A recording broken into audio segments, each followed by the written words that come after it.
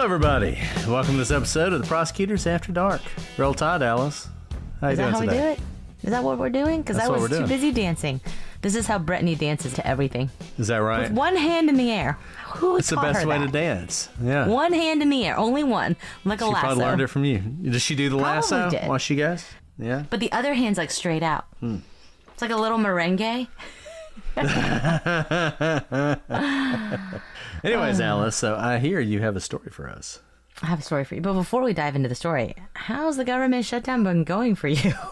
Well, so I traveled a lot for the first couple of weeks of the government shutdown, which was awesome because I was going to travel anyway, but I didn't have to take vacation. So thank you to the taxpayer for making that happen. I mean, at some point, I feel like you probably need to start the government again because It's getting... the government does It's getting there. things It's like getting there, you know? I don't really care what kinda your been a while. politics are. They matter. The Democrats, Republicans, it doesn't really matter.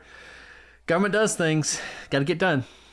So, Got to get done. like, how Okay. long will people work for free? Not So forever. it's like, this started on October 1st. It's October 21st. I went into work Is that yesterday. right? Has it already been 3 weeks? Yeah.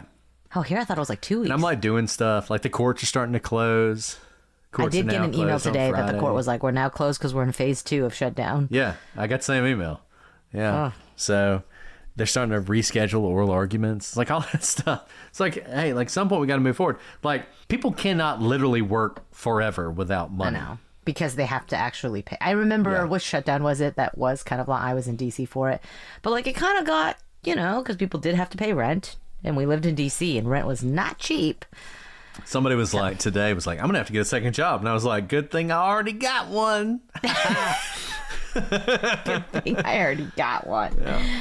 Okay, so I don't know. You know how the saying goes, if you wake up and you encounter a jerk, then you encountered a jerk. But if you wake up every day and encounter a jerk every day, then you're the jerk. Or basically, you are a travel problem. Is that what you're trying to I say? am the travel problem. You are the problem. I think I am the travel problem because these things keep happening to me. But okay, we're not going to release this episode for a long time, so because the people involved don't all know it happened, and I don't want anyone to know about it until a little bit of time has passed. But this story needs to be told while it's fresh in my mind because I'm going to come back and revisit this and remember it. So this weekend, I had the wonderful opportunity to go to a state I'd never been to before. Oh, that's exciting. Wisconsin. Oh, Wisconsin. Were you up there looking at Slender Man? Were you there for the Slender Man? I was, Did you eat slender. cheese? I did have some fried curds with ranch. Interesting. I didn't know they came with ranch. I would have been Everything cool goes with good fried with curds. with ranch. Anything No, it was- fried. I love goes so well it was with Fall ranch. Fest in Door County, and I didn't know what this was before, but it's amazing. It's like the tip of the peninsula, and it's like all the way at the tip, and it's beautiful. The weather was amazing. It looked like, you know, a scene out of Were you on the Gilmore lake? Girls Fall. What? Were you on the lake? I was on the lake. Like, it was all beautiful. It was incredible, right?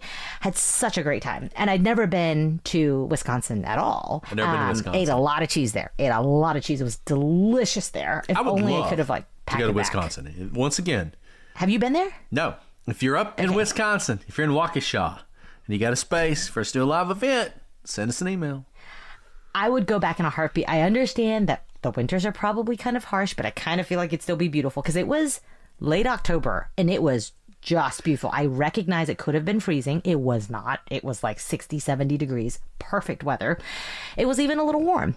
So I get up there and I have a very short turnaround. Life is just slice and dice and real slim these days, right? We have been traveling nonstop for the past like 2 months. I have been in like 4 time zones in a week and a half. I'm tired. I can't travel anymore. So I'm only there for a couple nights and it's a far trip from where we live. So I get up there and I'm actually supposed to stay like on the water when I get there that night. But instead I land in Milwaukee and I catch up with a friend and I was like, I don't want to drive all the way up there because it's like almost 3 hours to drive up there. I was having a good time catching up with a friend. So I'm like, you know what? I'm just going to not go up there. I'm leaving a friend behind though. So I am meeting a friend. Let's just call her Claire. So I'm meeting Claire up where we have a hotel room. And this is like old days. Neither of us are traveling with our kids or our husbands. We're really excited and we're going to get to stay together. It's going to be wonderful. And so as I'm going to the airport, I text her ahead of time. I'm like, hey, about to catch up with a friend. Haven't seen her for a really long time. There's a possibility I just like stay up way too late talking and I'm not going to make it up to the hotel. So I'll see you the next morning. No big deal. And she's like, totally understand. Don't worry about it. We'll still get to hang out for a couple days together. And so I'm feeling really guilty because I'm like leaving one friend hanging up there and I should go up there. I should make the drive the night before. But whatever. I decide to stay the night in Milwaukee and had a wonderful time. Had Cops custard. Amazing. You guys, like, I don't understand how you make such delicious custard. And I wake up the next morning and I'm supposed to get on the road like crack of dawn, 6 a.m. I'm just going to get up there because I've already missed the night before. But of course, like have coffee, hang out with a friend, and I don't get on the road until like mid-morning. And so I'm way behind. So I start driving up there and I get this call from Claire. And I was like, oh my gosh, Claire's going to be like, where are you? I've been waiting for you for like 12 hours now. And I'm like, oh, I'm so sorry. I'm so sorry. So I answer the call and Claire is like, did you listen to my voicemail? And I said, no. Are you okay? She's like, just hang up your phone and listen to the voicemail. And I was like, okay, I will, but really quick, you need to tell me. Yeah, why don't you just tell me what you said? Are you okay? Like, are you okay? I mean, like, this doesn't sound good. Something bad's happened, right? Like, are you okay? And she says, just do it. I said, okay. She didn't sound angry at me. So I was like, I don't get okay. So I listened to the voicemail and it's so loud and it's so discombobulated. I cannot. And she had just left this voicemail like 2 minutes earlier because I just missed a call from her. And literally, this is what I hear in the voicemail. And I'm driving down this idyllic fall tree lined road on my way to the ocean, to the lake. And I hear, please, why don't you get bed bugs? And I was like, hold up. Good thing you stayed in Milwaukee. What was that? So I played the voicemail again and it said, bed bugs. And I was like, oh no, I definitely heard bed bugs. So I immediately called Claire back and I'm like, Claire, I couldn't understand a word of your voicemail, but I think you said bed bugs. And she goes, yeah, but that's just one thing that happened. I said, what could be worse than bed bugs? Which is like, when we talked about the 90s fears, like quicksand, bed bugs. I remember I would check every bed I'd ever get into and be like, are there bed bugs, right? Well, you guys, you're about to have your fear unlocked again. So she told me that night before. So she goes to bed and there's 2 beds in the room because I'm supposed to be there too. And so she sleeps in her bed and she wakes up at 1 a.m. itching like crazy. And she's like in her sleep, like, this is weird. There are no mosquitoes in Wisconsin. What is happening? And all of a sudden she's like, wait, no, this is not okay. So she flips on the light and she looks in the mirror and just covered head to toe in bites. And she's like, surely this is not what I think it is. And she flips back the covers and sure enough, she sees a little friend and she's like, oh no. So she runs down to the front desk and one lone guy working there, poor guy, right? He's not been trained for this situation. And she tells him the situation and he's like, oh my goodness, like we're fully booked. We are fully booked because it's like fall fest, right? Like this is a small little strip of land, a lot of people coming in. Also bed bugs, typically don't stay in one room. And he was like, what if I get you a rollaway bed and you can sleep in the room for the night until we figure out what to do in the morning? And so Claire's like, it's 2 a.m. I don't know what to do. All right. And so she goes back to the room to wait for him to bring the rollaway bed. And nothing happens for like 30 minutes. And she's just sitting there in the bathtub, afraid to look at anything. She's like curled up in a fetal position. Like, please don't bite me anymore.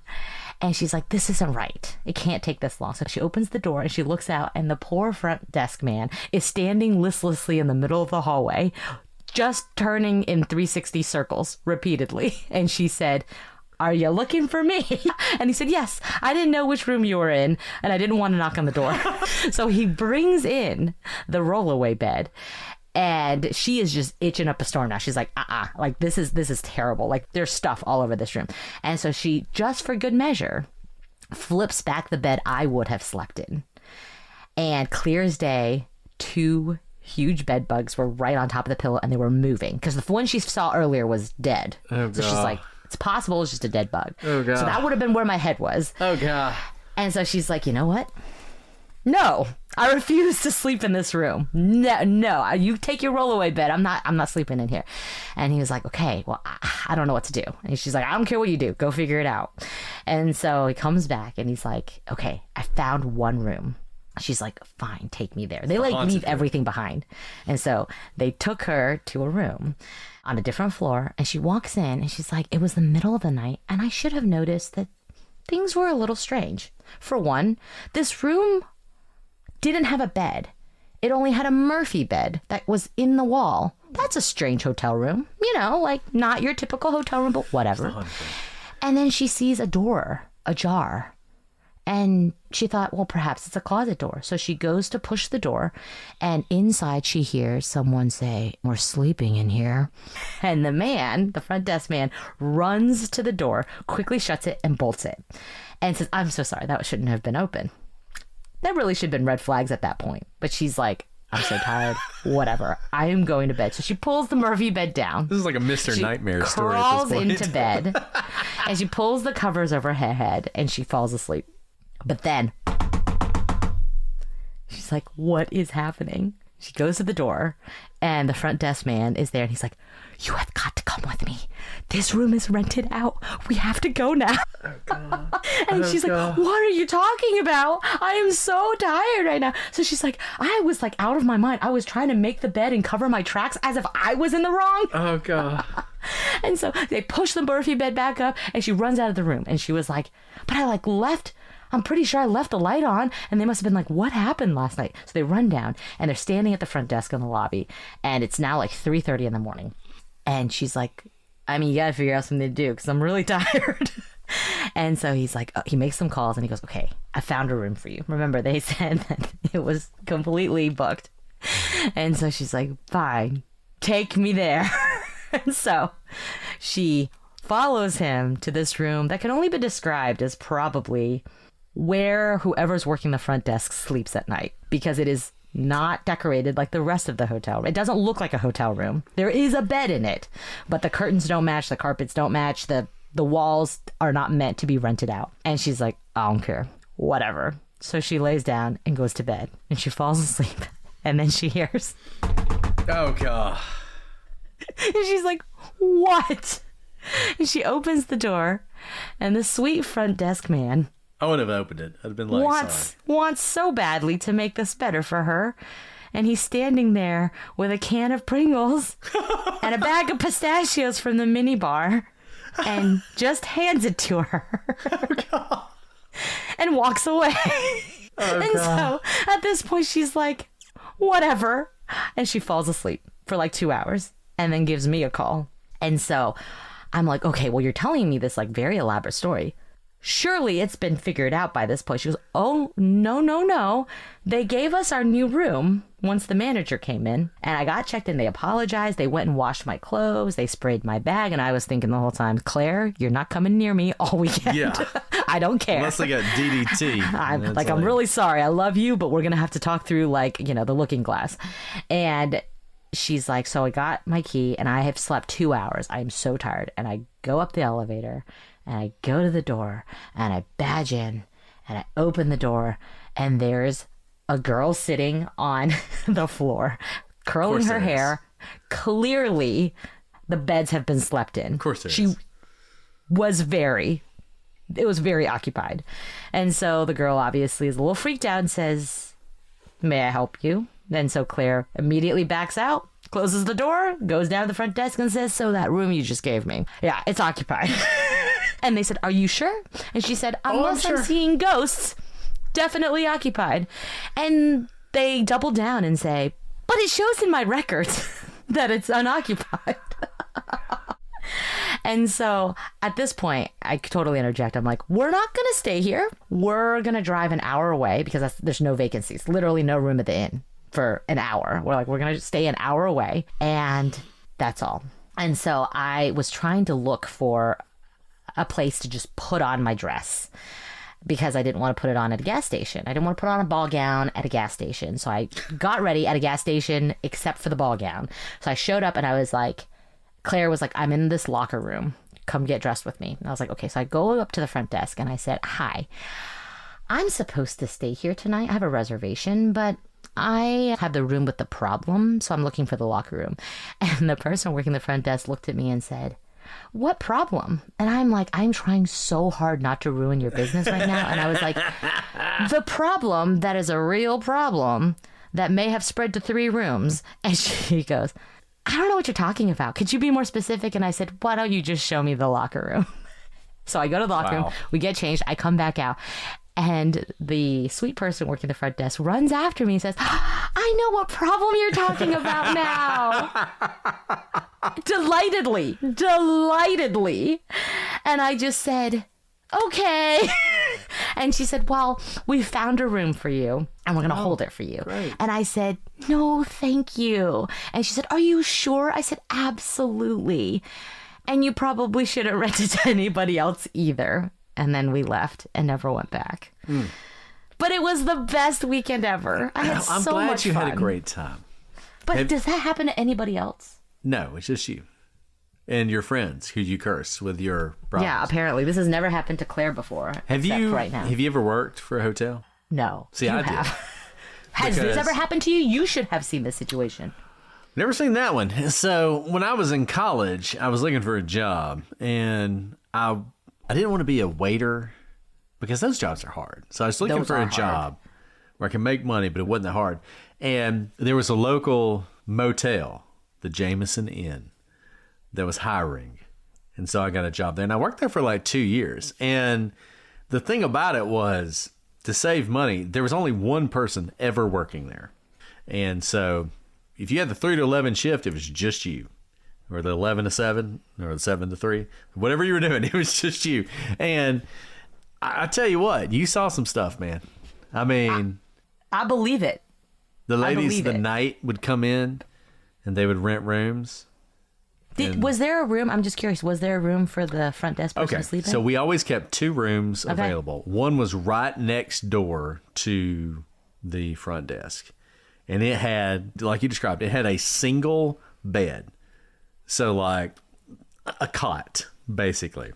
And we only rented that room really for football games, because we could sell that room for like $400 on football weekend. So we would do that. But otherwise, that room, and we had a handicap room that we would only rent to someone who was actually handicapped. So we kept those 2 open unless there was an emergency, such as the one that you had, because the nightmare for every front desk person is someone shows up with that problem, or more commonly, they have a reservation that's not in the system.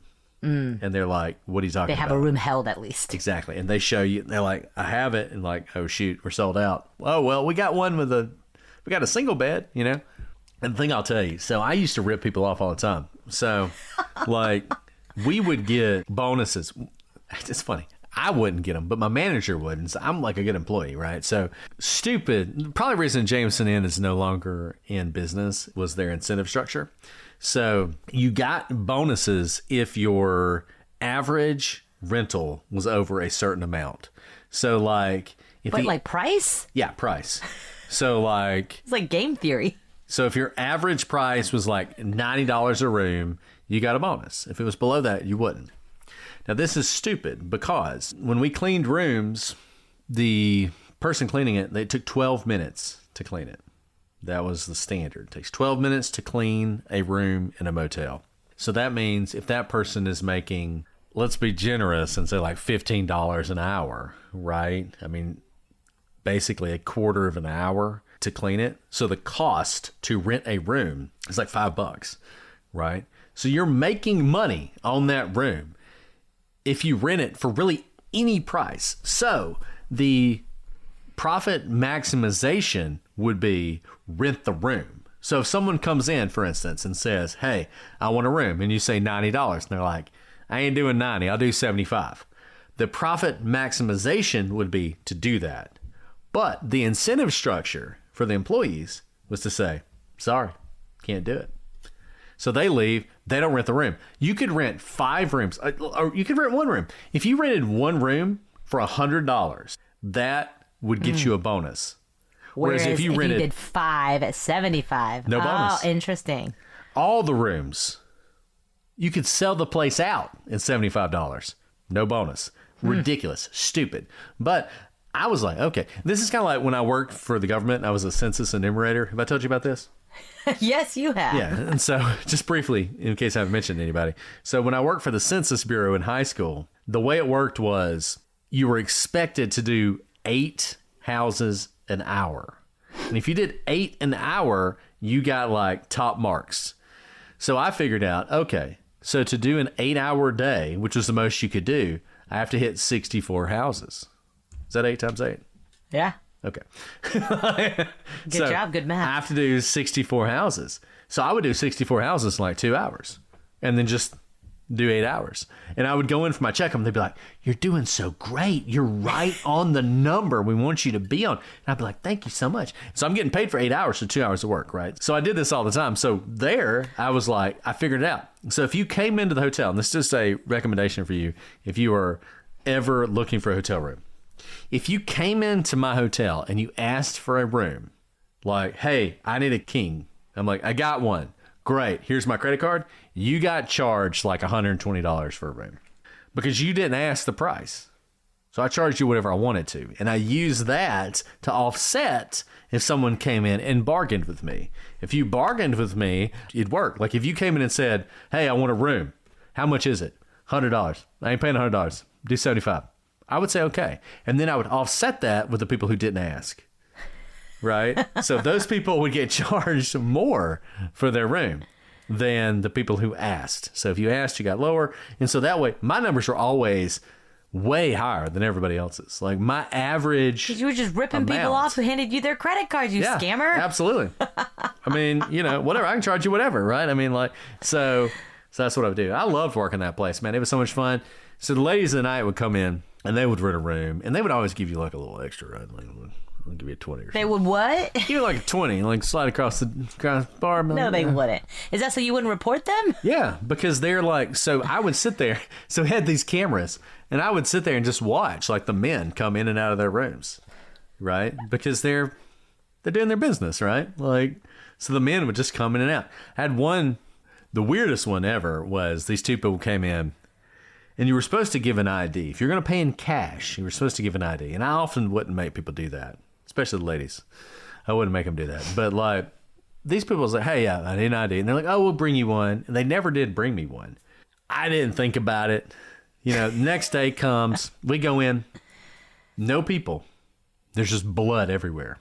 Whole room's covered in blood. Wait, what? Whole room is covered in blood. We called the cops. Cops came in. No idea what happened. No idea where they went. No idea if anybody died. I mean, it was just like crazy. And like I gave like a description of the people, but I didn't because I didn't get their ID. I kind of got in trouble for not getting their ID, but because I didn't get their ID, I didn't know who they were. How did you end up with a bloody room and not get fired? Oh, I was the best employee. My rates were so much higher than everybody else. I'm like, yeah, they loved me. So messed up. I'd do anything I wanted. And the one thing I remember, we had these fresh hot cookies. And so I'd make the cookies for people, right? But the cookies came in these like jugs, right? And they were like little circles of dough. Man, that dough was so good. So I would just sit there. You have like a little easy bake oven underneath your cash register? We had a little easy bake oven. And so I would make the cookies because we'd have cookies every hour. We're supposed to have fresh cookies, right? So I'd take my bucket out. I'd eat like 30 little circles of cookie dough. I'd make like 10. I mean, I just ate that cookie dough like it was going out of style. I loved it. It was so good. They were like, man, our cookies are killing it here. Oh, it was great. I remember one time there was a tornado. A tornado came. And so like all the people who were there like came to the lobby and they're like, there's a tornado warning. And I'm like, yeah, if it hits it, we're all going to die. But I mean, there's nothing we can do about it, right? And they were totally freaked out. And I was like, why are y'all freaked out? It's probably not going to hit here. And they're like, but what if it does? It's like, what do you want me to do? Like, we're in a hotel. There's no basement. I can make you some cookies. Yeah, there's no basement. What do you want to do? Like, if the tornado hits this building, we are going to die. You're like our bed bug guy. Yeah, the chances of that are small. Very small. Very small. Anyways, that was my experience at the hotel. Oh, that was good. Well, look at that. We already hit 30 minutes. Wow, this has been great. We've now been talking for 2.5 hours. Guys, thank you for sticking around. Do you see how almost everyone stuck around? How awesome is that? Did we ever figure out what we do at the end of these? No. I like the he's Al. Oh wait, he's Brett. She's Alice. Okay. I'll do So have you ever watched Lazy Masquerade? Of course you have. No. On YouTube. No. Pisses me off because he like sort of has. He doesn't really use it, but he's sort of got a tagline that's like the best things happen after dark. And I'm like, man, if you hadn't done that, we would totally do that, right? But he did it. So now I feel like if we say that, we're like ripping I him know. off. We'll see. Like nothing good happens after dark. We could say that, but it's like Nothing good happened after dark. like That is that. true. Okay, well, 100%. fine. We'll say that. You say he's Brett. I'll say she's Alice, and I'll say nothing good happens Okay, after that dark. sounds good. Oh, and I like that you said you were going to say it because everyone would believe it if you said it. You ladies of the night. So how does it start? So do I start? I say she's Alice. And Yeah, you say you're Brett, start. and I say nothing good happens after dark. Yep. Okay. All right. Anyways, okay. Well, guys, this has been the Prosecutors After Dark. Hope you enjoyed this non-true crime discussion. That's what we do here because we love telling you random things. You're our favorite people. The people who listen to these episodes are our favorite people. Hope you enjoy this. If you have topics you want us to discuss, we'll talk about anything. So send it. As today shows. As today shows. Yeah, we'll just tell you all our deep, dark secrets about our former scams, which are all beyond the statute of limitations. Okay, well, this has been fun. We'll talk to you guys soon. But until then, she's Alice. And he's Brett. And nothing good happens after dark.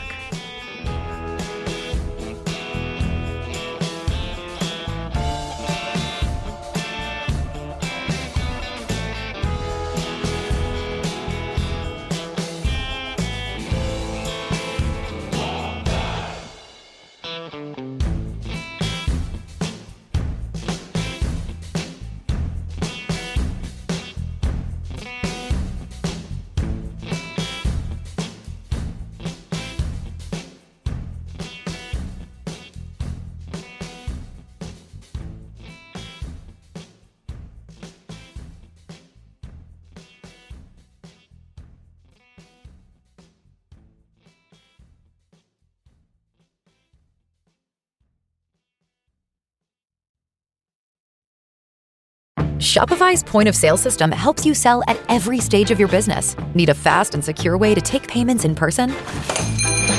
We've got you covered. How about card readers you can rely on anywhere you sell? Thanks. Have a good one. Yep, that too. Want one place to manage all your online and in-person sales? That's kind of our thing. Wherever you sell, businesses that grow with Shopify. Sign up for your $1 a month trial at shopify.com/listen. Shopify.com/listen.